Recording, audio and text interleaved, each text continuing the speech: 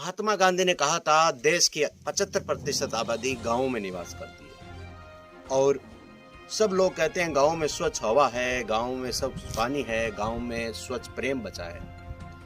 लेकिन इसकी वास्तविक स्थिति इन दिनों कह सकते हैं, इन दशकों में कह सकते हैं उल्टी हो रही है।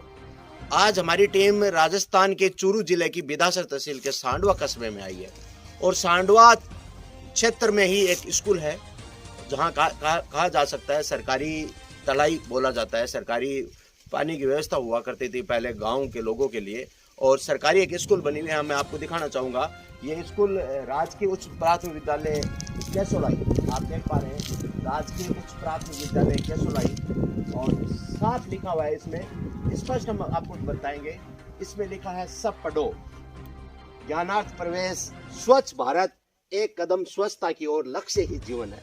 एक कदम स्वच्छता की ओर। बहुत अच्छा लगता है जब सोशल साइट पर पेड़ उगाए जाते हैं, जब सोशल साइट पर स्वच्छता की बात की जाती है, जब बात धरातल की करते हैं तो वहां पर कुछ भी नहीं हुआ मिलता, अर्थात वहां पर गंदगी ही रहती है।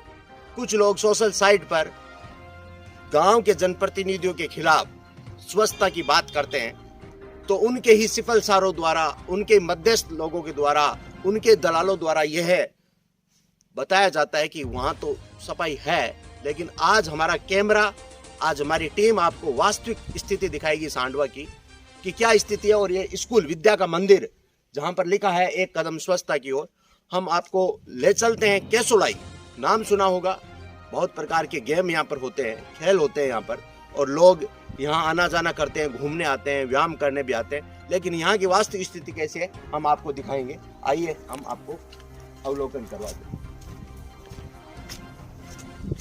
ये गौ माता है, आप देख पा रहे हैं और ये पूरी व्यवस्था हम आपको दिखाएंगे। केसोलाई क्या स्थिति है यहाँ पर। ये सरकारी, ये पानी की थैली है, देखिए ये गायों के लिए बनी थैली है और ये खाली है, देख पा रहे हैं आप। मैं आपको तस्दीक करा देता हूँ, ये बनी हुई है पानी के लिए, गौ माता के लिए, आजाद पशुओं के लिए बनी हुई थैली है और ये खाली पड़ी है। और ये टूंटी लगी हुई है, लेकिन ये टूंटी चलती नहीं है, नल चलता नहीं है, क्योंकि जनप्रतिनिधि चुनाव दारू के नल से जीतते हैं, इसलिए नहीं चलती। आइए हम निरीक्षण करते हैं।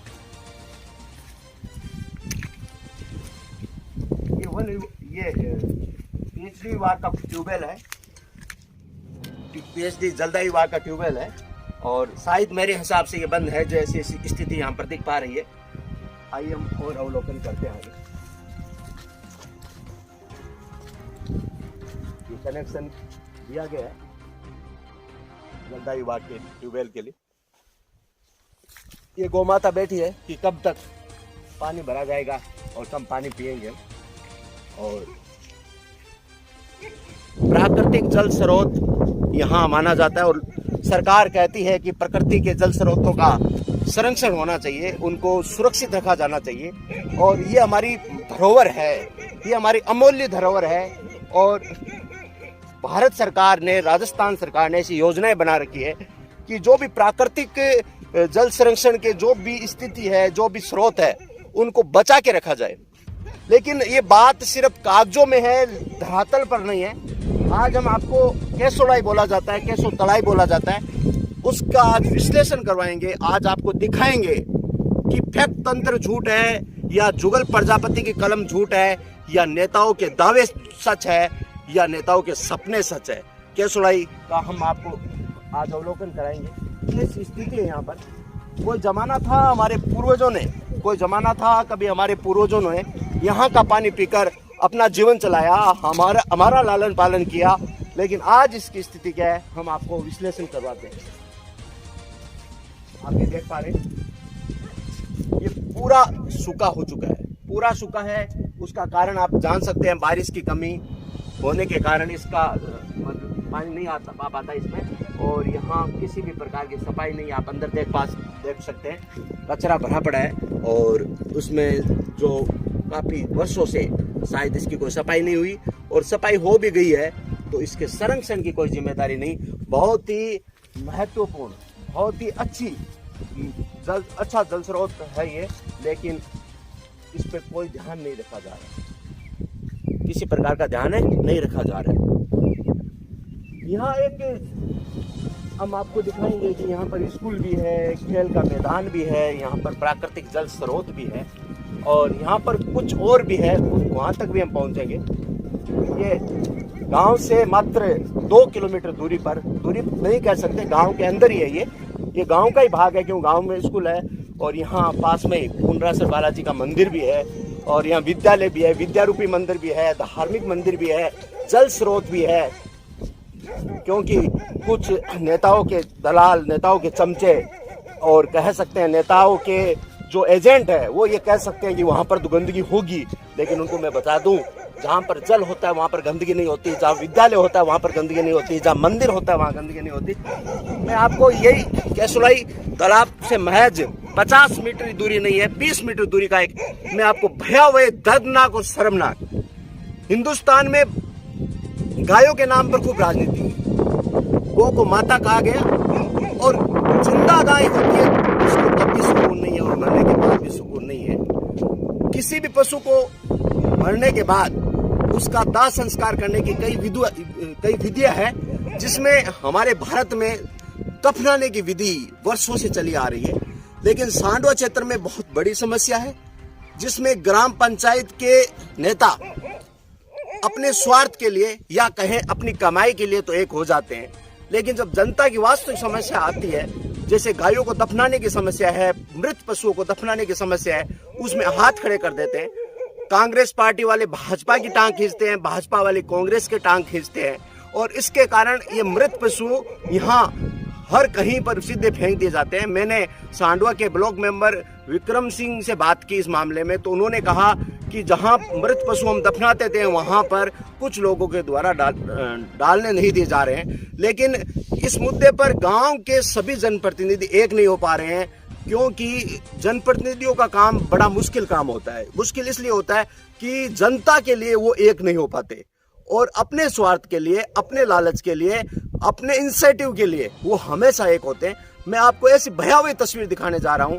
शायद ये तस्वीर आपके गांव से भी हो सकती है, शायद ये राजस्थान के कोने कोने से हो सकती है, लेकिन हम बात कर रहे हैं चूरू जिले के बिदासर तहसील के सांडवा कस्बे की। बहुत ही दर्दनाक मंजर है, मृत पशुओं का ये हाल, सीधे फेंक देना।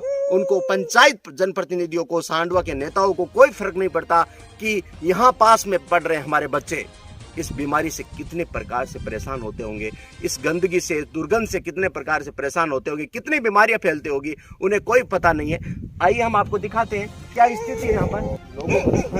ये देखिए, ये गौ माता है और हम तो रिपोर्टर हैं, हम इसके पास नजदीक आए हैं क्योंकि हम जनता को सच दिखाना चाहते हैं। ये देखिए, ये मृत गौ माता का शरीर, ये गौ माता मर चुकी है, उसका शरीर ये और क्षत विक्षत अवस्था में पड़ा है।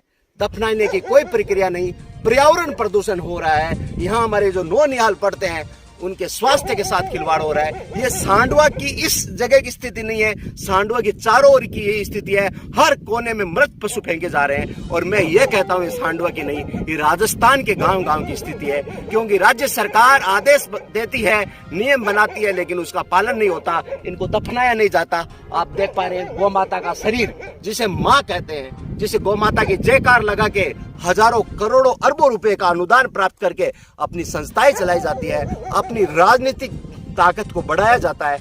आज उसकी गौ माता की ये स्थिति है क्योंकि फैक्ट तंत्र टीम फैक्ट ही बात करती है, बिना फैक्ट कोई बात नहीं करती है। आपको कैमरे के सामने स्थिति दिखा रहे हैं, बड़ी दर्दनाक मंजर है। और ये आवारा कुत्ते, ये आप देख पा रहे हैं, आवारा कुत्ते यहाँ इन मृत पशुओं को खाते हैं और गंदगी फैलाने का काम करते हैं। आप ये देख पा रहे हैं। और ये कभी भी किसी भी समय यहाँ ढाणी के आसपास रहने वाले लोगों पर हमला कर सकते हैं, बच्चों पर हमला कर सकते हैं। मैं पुनः अपील करना चाहूंगा सांडवा के जनप्रतिनिधियों से, चूरू जिला कलेक्टर महोदय से, बिदासर एसडीएम से और बिदासर तहसील के प्रधान से और विकास अधिकारी से कि ऐसी गंदगी सांडवा ही नहीं, किसी भी गाँव में नहीं होनी चाहिए जहाँ ऐसी गौ माताओं के शरीर का यह हाल किया जाए।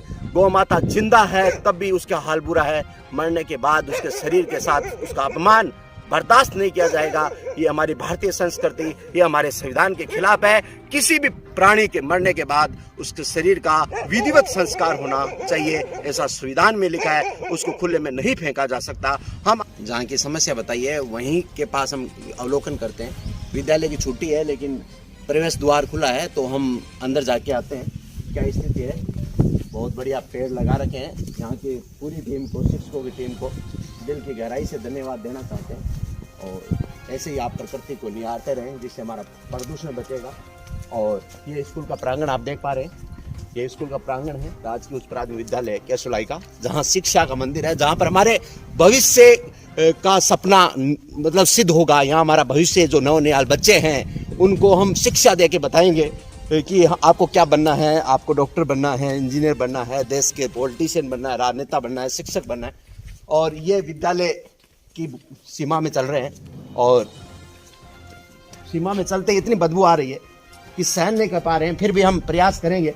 ये दीवार है, विद्यालय की एक दीवार है और ये विद्यालय की दीवार, ये विद्यालय की दीवार है और ये आप देख पा रहे हैं विद्यालय की दीवार के महज 1 फीट दूरी पर ये मृत पशु, इतनी बदबू आ रही है, रिपोर्टिंग करने में भी बड़ी दिक्कत हो रही है। फिर भी हम प्रयास कर रहे हैं आप लोगों को सच दिखाएं, आईना दिखाएं, फैक्ट दिखाएं क्या स्थिति है। और इस विद्यालय के हेडमास्टर से भी आग्रह रहेगा कि साहब बच्चों को पढ़ाने के लिए हम आपके पास भेजते हैं, आपकी नैतिक जिम्मेदारी बनती है प्रशासन को अवगत करवाने की। या राजनेता संरक्षण के बिना नौकरी संभव नहीं है, तो आप बताइए कि नेताओं को हम कहने से डरते हैं। हेडमास्टर साहब आप शिक्षक हो, शिक्षक तो वो लोग हैं जो किसी से भी नहीं डरते। हिंदुस्तान के हर नेता को शिक्षक ने बनाया है, हर राजनेता को शिक्षक ने बनाया, हर इंजीनियर को शिक्षक ने बनाया, हर व्यक्ति को शिक्षक ने काबिल बनाया है। और आपके विद्यालय के पास मृत पशु कितने दिनों से पड़े हैं, यहाँ के लोग बता रहे हैं। भाई साहब इधर आओ, आप आपसे बातचीत करें। ये पशु कितने दिन हो गए इसको? इस पशु को 5 दिन हो गए हैं। इस पशु को पड़े हुए कितने दिन हो गए? 5 दिन हो गए हैं। और यहाँ के यहाँ पर हमारे बच्चे पढ़ने आते हैं, यहाँ हमारे बच्चों का भविष्य बनता है। मैं चैलेंज करता हूँ सांडवा के जनप्रतिनिधियों को और शिक्षा विभाग के अधिकारियों को कि आप यहाँ आकर 1 मिनट भी अगर इस परिसर में खड़े रह सकते हैं तो आपको मैं धन्यवाद देना चाहूंगा। और यहाँ हमारे बच्चों का भविष्य बन रहा है, बच्चों का सपने साकार हो रहे हैं। जय हिंद, जय भारत, जय पर्यावरण।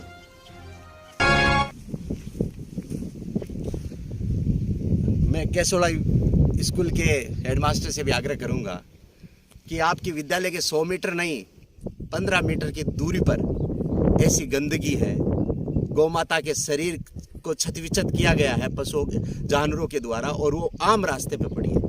साथियों अपनी आत्मा से जरूर इस बात का मूल्यांकन करना, जहां विद्या का मंदिर हो, जहां केसोलाई हो, जहां पानी का परंपरागत स्रोत हो, जहां पर संत फेबदास जी की मूर्ति हो, जहां पर विद्युत विभाग का ऑफिस हो, वहां ये हाल है। तो कल्पना कीजिए अगर आपकी आवाज भ्रष्ट नेताओं के पक्ष में रही तो आने वाले समय में आपके घर के सामने मृत पशु डाले जाएंगे और आपके घर की नीलामी भी होने में देर नहीं लगेगी। आइए हम संत फेबदास जी की मूर्ति का भी अवलोकन करते हैं, दर्शन करते हैं।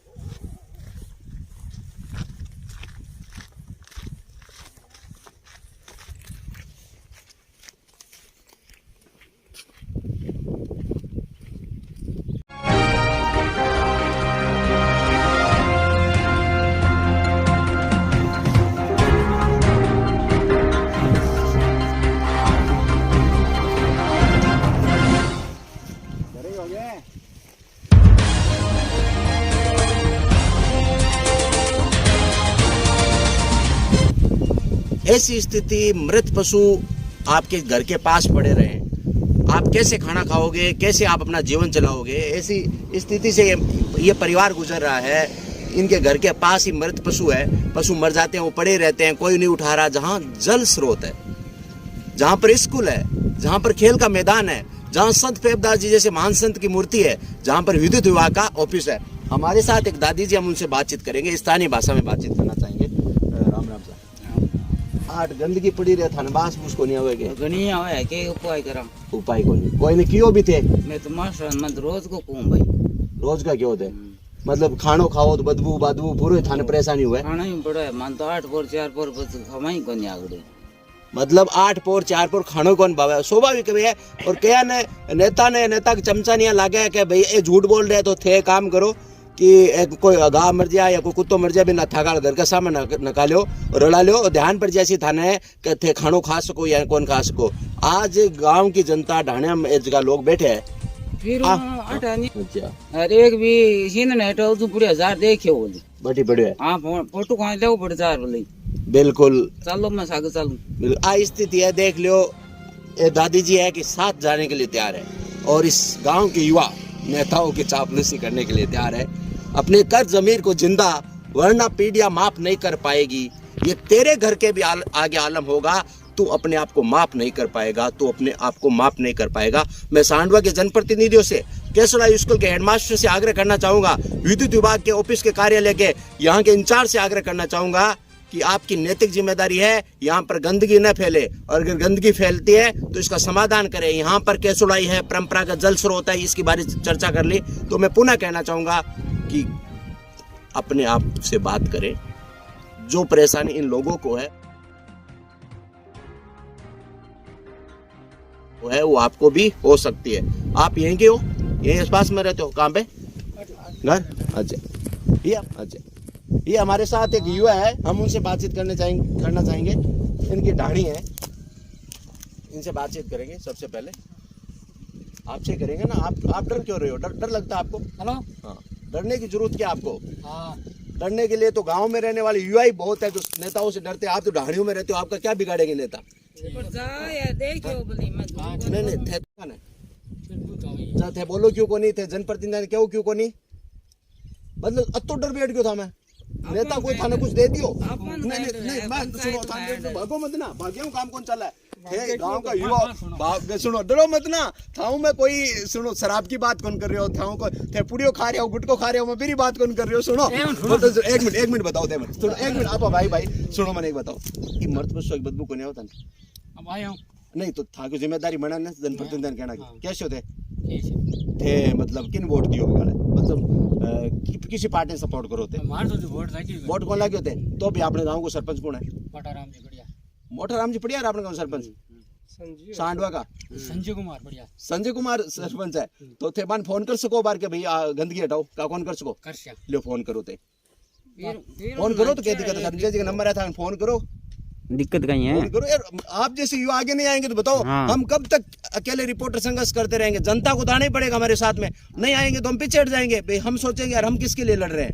अटे पर के 2-3 डांगर हमारे आज बस देंगाने से न गया। मैं तो कदू पीछे दे 500 रुपया ले मैं घटू ले गरीब। बिल्कुल कता रुपया लेवा 500 रुपया दे पशु उठाना का हाँ। और बे थे थार को कानून दिया पर के मैं तो 18 मर गया जा उठा कानून बस नगाना ही पड़ा। आम जनता के पास खाने के पैसे नहीं है, पशु उठाने के पैसे ही हमारे पास। सरपंच से बात हो रही? हाँ करो। नहीं मैं नहीं, आप ही करो। आप करो।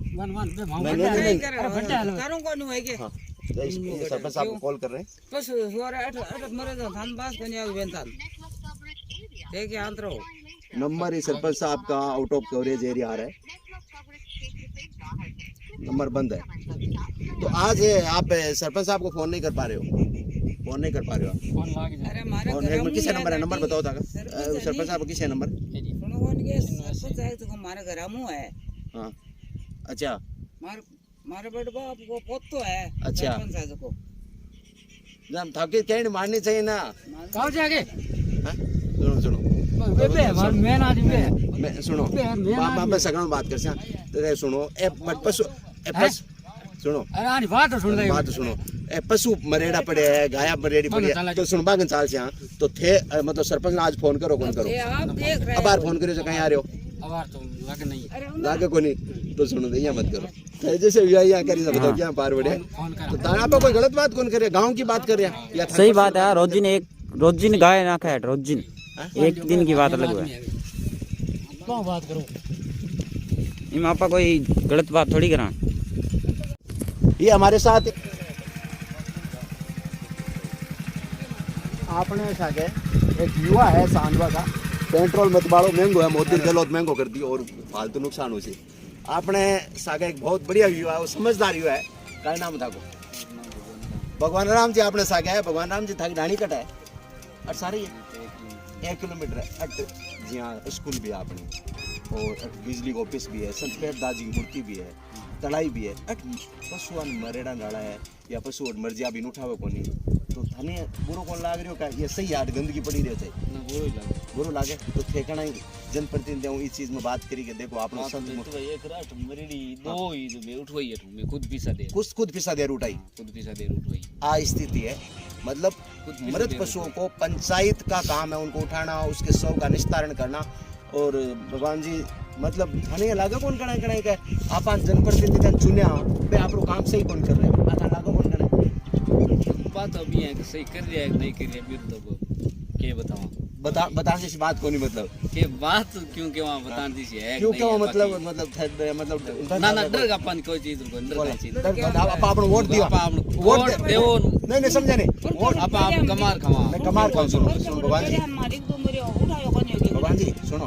कमार तो खावा हां मैं उठायो पैसा मैं दिया 5-5 रुपए दिया गोपाल बाबू जी मैं दिया नहीं भगवान जी सुनो भगवान जी इन लुका छिपी कई चीज की है सुनो लुका छिपी क्या मैं कहां 5-5 रुपए मैं दे पर उठायो है आना पर नेता किसे ने नेता चुना तो आपने सेवा के लिए चुना तो चुना सेवा भाई आपनो काम करे काम आपने मतलब आपने घराटो लाने वाले वास्ते कौन चुना आपने पानी की लाइट की स्वास्थ्य की समस्या है स्वच्छता की मेरे वास्ते जो चुना तो आज ते सरपंच साहब ने फोन कर सो पक्का करो जब फोन मिला लियो सरपंच साहब ने मिलाऊं क्या वास्ते मिलाऊं बोलो सफाई के लिए भी पशु मरे डरत क्यों कोनी बिल्कुल मैं तो आई का क्यों कोनी बिल्कुल डरनो ने कोई हो अब आगे से तहसीलदार और से कलेक्टर जायज बात में नहीं डरना किस चीज का वो तो अपने नौकर है अपने सेवक है वो तो अपने उनको चुनकर भेजा है जायज बात में डरना का आप अपन चुनकर भेजे तो आप ही तो बनाया बना बिल्कुल आप बात भगवान जी के और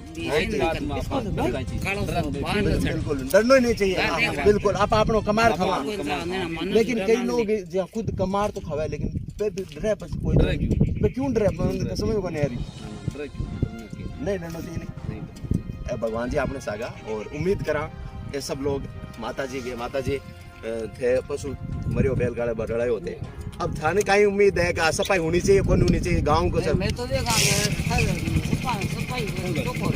सफाई वजह चौको रहे सफाई होनी चाहिए सफाई रहे वजह सब चीज चौको रहे बहुत बढ़िया शुभकामनाएं उम्मीद करा कि माँ की बात अगर सही है तो जनता की समस्या समाधान हम आपको एक यहाँ महापुरुष संत की समाधि का भी दर्शन कराएंगे यहाँ इस जगह आप ये कल्पना करें जहाँ पर तालाब है जहाँ पर स्कूल है जहाँ पर खेल का मैदान है जहाँ पर एक संत की समाधि है वहां पर गौ माता के मरने के बाद ये हाल है तो आप कल्पना करें कि हमारे गांव की क्या स्थिति है मुझे दुख होता है महात्मा गांधी के इस कथन पे कि भारत की आबादी 75% गाँव में निवास करती है उसी से देश चलता है मैं उन बातों को इस कथन को झुठलाता हूँ मैं ये कहता हूँ 75% निवास तो करती है लेकिन उनका जीवन बड़ा दुभर हो रखा है क्योंकि राजनेता जन सेवक नहीं होके दलाल साबित होते जा रहे हैं सांडवा ही नहीं पूरे राजस्थान ही नहीं पूरे भारत के नेता दलाली करने में आमदा रहते हैं मुझे लाल बहादुर शास्त्री जैसे नेता चाहिए मुझे लोकमान्य तिलक जैसे नेता चाहिए मुझे सुभाष चंद्र बोस जैसे नेता चाहिए तब इस भारत का कल्याण होगा ये भारत माता की पुकार है मुझे लाल चाहिए मुझे बाल चाहिए मुझे पाल चाहिए मुझे बोस चाहिए ऐसे नेता होंगे तभी इस देश का कल्याण हो सकता है भारत के लोग स्वच्छता को प्राप्त कर सकते हैं वरना स्वच्छता के विज्ञापन आप टीवी में देख सकते हैं हम आपको एक संत की समाधि के दर्शन कराएंगे जो यही है यही 20-30 मीटर की दूर पे है सांडवा ग्राम पंचायत के में पंचायत के 19 पंच महोदय से 2 ब्लॉक मेंबर से और एक सरपंच से और विभिन्न पार्टियों के पदाधिकारियों की नाम प्लेट लिए हुए अपने आप को महायोद्धा साबित करने वाले लोगों से भी अपील करना चाहूंगा अगर तुम भारतीय हो तुम्हारे मन में प्राणियों के प्रति दया का भाव है बच्चों के प्रति दया का भाव है तो ऐसी स्थिति वापस नहीं होनी चाहिए